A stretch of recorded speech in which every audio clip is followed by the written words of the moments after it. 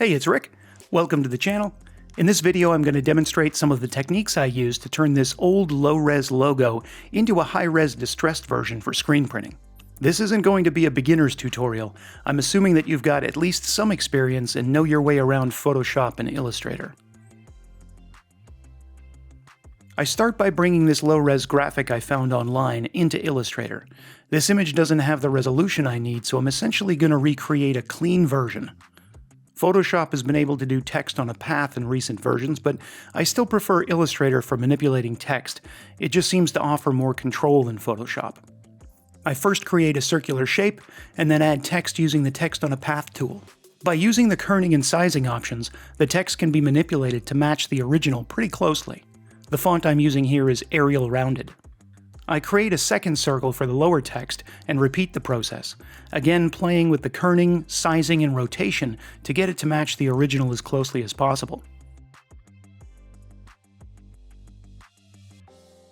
I also use Illustrator to create the graphic shapes. It's easy to duplicate and resize them this way. This new image will create the foundation of what I'm going to do in Photoshop. It's important to remember when creating artwork for screen printing that you can't work in the same way you would for other graphics. The nature of screen printing means that each color is separate, so each color must be extracted from the image and placed on a separate film positive. It's most efficient to keep this in mind while you're working. For example, here's a texture file I downloaded from the internet over top of a color layer. If we simply switch the compositing method for that layer, voila, we've got black cracks on a color background. But this isn't really what we want. This won't work if what we need is a separate color background and then have separate cracks where we can remove the colored layers and show the shirt poking through.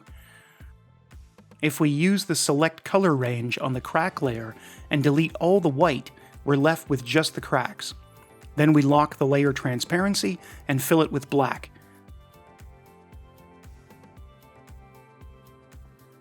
This gives us a hard-edged black crack pattern that can be used as a selection to manipulate other layers. Adding a layer mask to the crack layer and using a texture brush on the mask itself can then erase the cracks in a very controlled and natural-looking way.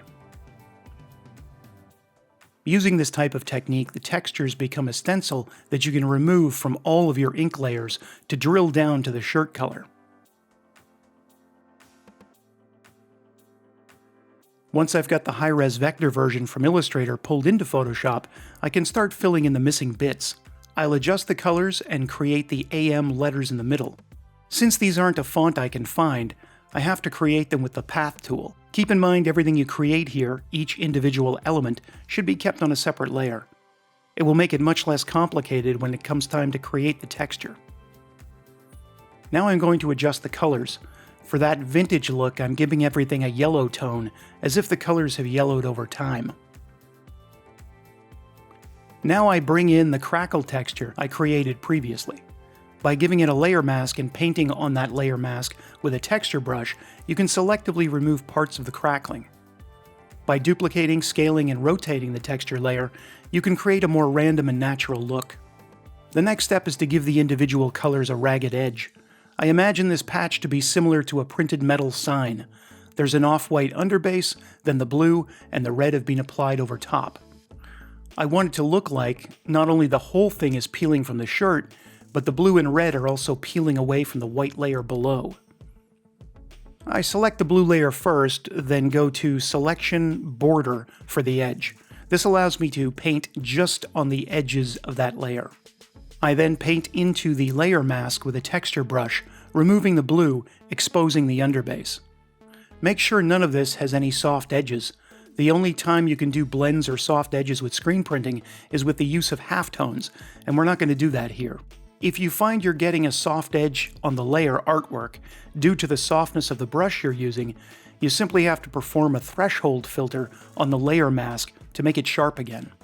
I use the crackle layer as a selection and add a stroke of the off-white color to simulate paint chipping around the cracks. Then I paint into its layer mask with a texture brush to break it up.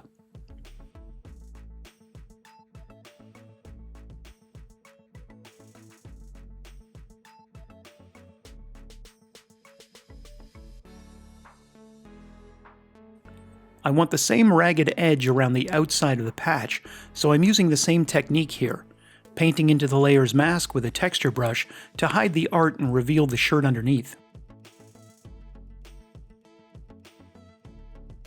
And this is the final artwork, ready to print film and burn screens.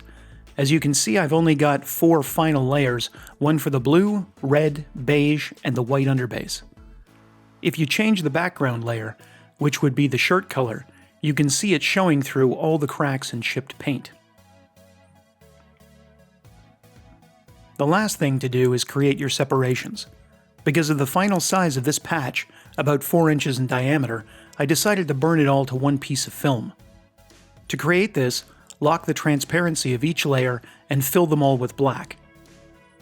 Here's the final printed film separation.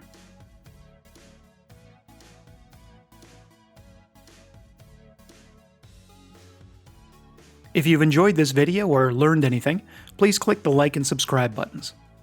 Thanks for watching.